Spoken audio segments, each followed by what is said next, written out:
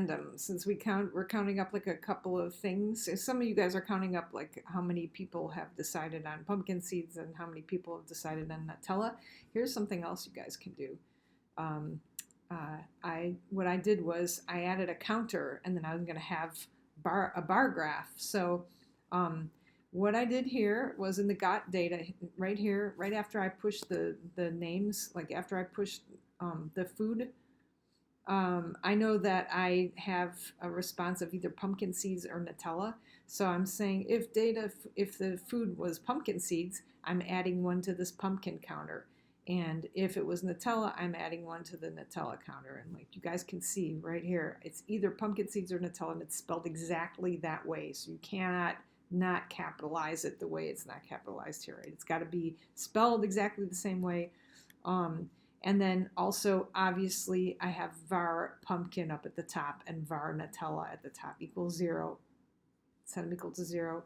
Here's where I'm counting them because this is only going to run once. And then here in the draw, what did I do?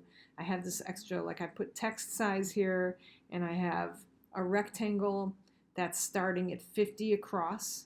And then I'm starting it at 50 from the bottom. That's what height minus 50 is. And it's 20 in width, and it's pumpkin times 10. So it's going to be 10 pixels for every time somebody chose pumpkin. And this is going to be 10 times for every time somebody chose Nutella. You guys can see.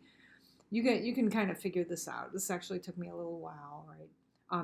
The reason I have negative height here means it'll grow up instead of going down, right?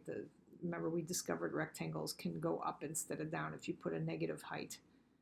And that's all I had to change. There was one other thing I had to change. I had to cross this out rect mode center because otherwise it was the bar graph was in the middle instead of